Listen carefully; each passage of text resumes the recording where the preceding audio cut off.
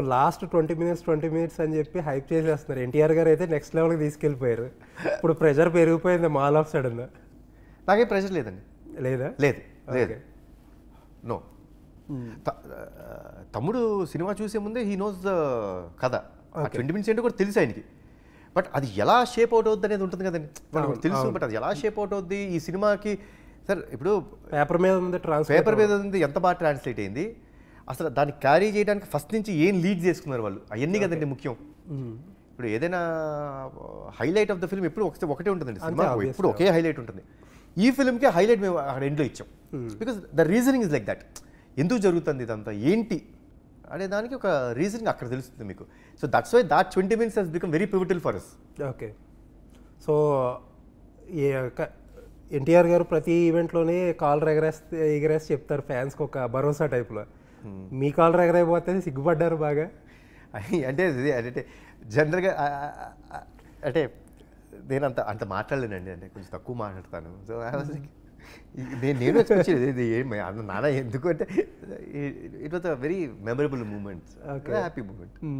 మీకు కూడా చాలా స్పెషల్ మూమెంట్ అది. అదే చెప్పే కదా, memorable moment, special moment for. Okay. So ఆయన ప్రతి సినిమా చూపిస్తారు ముందు, ఆల్మోస్ట్ ఆల్ సినిమా రిలీజ్. ఓకే. ఆయన కరెక్ట్గా ఇప్పుడు ఏదైనా సినిమా నచ్చకపోతే చెప్పేస్తారా? మొహమాట ఏముందండి, ఎందుకు ఈ మొహమాట పడితే ఏమొస్తుంది, రిజల్ట్ రేపు పొద్దున్న తెలుస్తుంది కదా. సింపుల్ అండి. ఇప్పుడు మనం నమ్మిన వ్యక్తులు ఉంటాం, మనం కొంతమందిని నమ్ముకుంటాం, కొంతమందితో ట్రావెల్ చేస్తాం. ఉన్నప్పుడు వాట్స్ రాంగ్ మీ ఒపీనియన్, ఆ ఒపీనియన్ కరెక్ట్ అవ్వాలని ఒపీనియన్ స్ట్రాంగ్గా చెప్పడం అనే దాంట్లో మా ఇద్దరికి ఉంది. ఓకే. మేము సినిమాలు చూస్తాం, మా ఒపీనియన్ మేము చెప్పుకుంటాం, అది మాతోనే ఉంటుంది. కొన్నిసార్లు ఎక్సైట్మెంట్ ఉన్నప్పుడు తమ్ముడు అలా చెప్తారు. ఆయన ఎనర్జెటిక్ బాయ్, లైవ్ వైర్ కాబట్టి హీ వాజ్ రియలీ హ్యాపీ.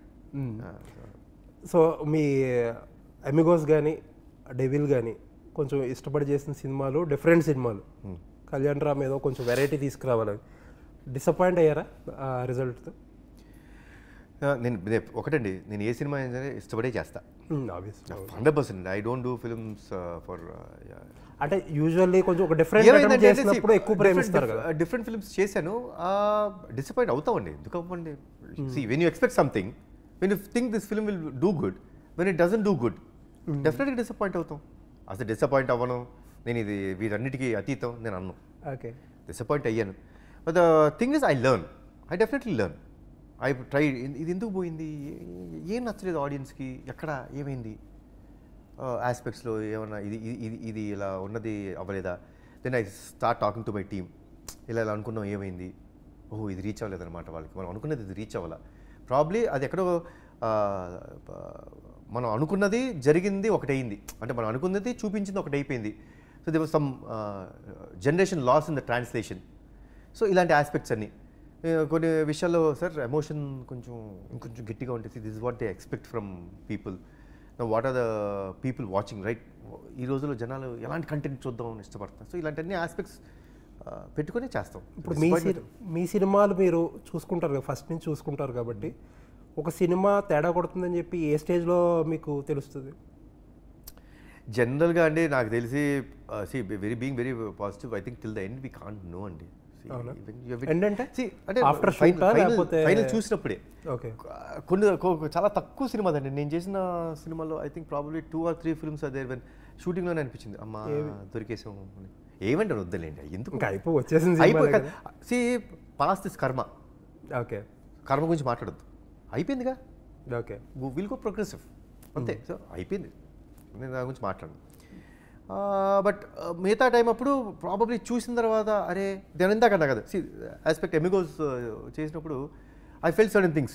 ఇప్పుడు ఇద్దరి మధ్య ఫ్రెండ్, అరే మనలోనే ఉన్న ఒక ఫ్రెండ్ మనలాగా ఉండడం ఎంత మోసం చేసాడు ఏంటి, ఆ ఎమోషన్ మనకి తగులుద్దేమో నా analysis was that. So scenes అలా ఉంది. But after watching the film and when as someone చూసిన వాళ్ళని ఇది మీకు అనిపించిందంటే లేదండి అంటే చిన్న లాస్ మనం అనుకున్నది. సో ఏ ఫిల్మ్ చేసినా అండి నేను ఒక్కనే కాదు, ప్రతి యాక్టరు, ప్రతి డైరెక్టరు, ప్రతి ప్రొడ్యూసరు పాజిటివ్ హోప్తో సినిమా చేస్తాం. అంతే కదా. ఏది ఫస్ట్ నుంచే హీరో ఇది పోవాలి సినిమా ఎందుకు చేస్తామండి. And you will not know because you are very positive, you are very మంచి సినిమా చేస్తున్నాం సి కథ ఒప్పుకున్నప్పుడు ఉంటుంది కదండి ఒక ఎనర్జీ. అవును. ఆ ఎనర్జీలో వెళ్ళిపోతుంటామండి. ఇప్పుడు ఆ ఎనర్జీ మనకు తగ్గిందనుకోండి, see when we don't have the energy, how can you push people with you? There are hundreds of people who are looking at you. అవును. The whole unit is looking at you. In a way you should lead. You should have that energy. You should wake them up. So first నుంచి అది ఉన్నప్పుడు ఎందుకంటే cinema చేయడం? అంతే కదా. ఎవరికీ తెలియదండి. అది ఎండ్లో చూసినప్పుడు ఒక అనాలిసిస్కి వస్తాం. ఓకే సార్, ఒక ప్రొడ్యూసర్ అండ్ యాక్టర్ మీరు. ప్రొడ్యూసర్గా ఇప్పుడు జరుగుతున్న సిచ్యువేషన్స్, ఇప్పుడు సినిమాలు కొన్ని అసలు ఇదివరకు ఏంటంటే ఒక మినిమం గ్యారంటీ హీరోలకి, మార్కెట్ ఓపెనింగ్ యావరేజ్ అయితే ఎంత వస్తుంది, ఫ్లాప్ అయితే ఎంత వస్తుంది, హిట్ అయితే అంత, ఒక లెక్క అనేది ప్రతిదీ ఉండేది. ప్రతి హీరోకి వాళ్ళ స్థాయిని బట్టి వస్తుంది. సారీ, ఆ స్థాయి అన్న కూడా కరెక్టో కాదో వాళ్ళ మార్కెట్ బట్టి. బట్ ఇప్పుడు అలాంటి లెక్కలన్నీ మొత్తం అంతా పోయినాయి. అసలు కొన్ని హీరోలు పెద్ద పెద్ద హిట్లు ఇచ్చిన హీరోలు కూడా ఫస్ట్ రోజు ఓపెనింగ్ ఉండదు, అసలు మార్నింగ్ షో తర్వాత టాక్ వచ్చిందంటే తేడా ఒకటి. How do you analyse this situation? అసలు ప్రొడ్యూసర్గా అండి, ఫ్రాంక్లీ టు సే, ప్రొడ్యూసర్కి ఎప్పుడో I don't get in to the production side కాబట్టి ఆ ఆస్పెక్ట్ అంటే అండర్స్టాండింగ్ అంటే ప్రొడ్యూసర్ అనే యాక్టర్ అనే కాదండి, ఒక సినిమా పర్సన్గా we as a cinema fraternity, yes it's definitely like alarming for us. You have to be more careful అంతే. ఎందుకంటే ప్రీవియస్గా అండి వాట్ హ్యాపెన్ వాజ్, మనం ప్రీవియస్ జనరేషన్లో when I came to this industry also 20 years back, మనకి mode of entertainment ఏంటండి? Cinema. అంతే, cinema తప్పితే లేదు. అట్లీస్ట్ నేను వచ్చినప్పుడు అప్పుడు ఈటీవీ ఛానల్, జెమినీ టీవీ, ఈ రెండే ఉన్నాయి అంతే. అప్పుడు అసలు మా స్మార్ట్ ఫోన్ లేదు, అసలు మాకు సినిమా రివ్యూ అనేది లేదు. మాకు వర్డ్ ఆఫ్ మౌత్. ఒక 100 మంది చూస్తే అందులో 90 మంది బాగుందని చెప్తే వెళ్ళేవాళ్ళం. అవును, 10 మంది చెప్తే కాదు, 90 మంది. That was word of mouth publicity. అవును, అది అలా జరిగేది. ప్రమోషన్స్ అలా ఉండేది. మాకు అప్పుడు ప్రమోషన్స్ కూడా లేవండి. అప్పుడు ఏముండేది, ఆడియో లాంచ్ ఒకటి ఉండేది, అది కూడా మర్నాడు పేపర్లో చూసేవారు తప్పితే ఏ ఉండేది కాదు. It was only word of mouth. Those days where different. మెల్లమెల్లగా జనరేషన్ మారుతూ వచ్చింది. సోషల్ మీడియా ఎక్కువైపోయింది, టీవీ ఛానల్స్ ఎక్కువైపోయినాయి. అప్పుడు టీవీ నుంచి పబ్లిసిటీ చేస్తాం మొదలుపెట్టాం, ఛానల్స్కి ఇంటర్వ్యూస్ ఇస్తాం మొదలుపెట్టాం. నవ్వు ఇప్పుడు ఏమైపోయింది, ఇప్పుడు కొత్తగా ఓటీటీ అని వచ్చింది, wear the whole world film is in front of you. ఆడియన్స్కి ఆప్షన్స్ పెరిగిపోయినాయి. ఇప్పుడు ఐపీఎల్ ఉంది, సాయంత్రం అయితే హ్యాపీ ఏదో చేసుకుంటారు.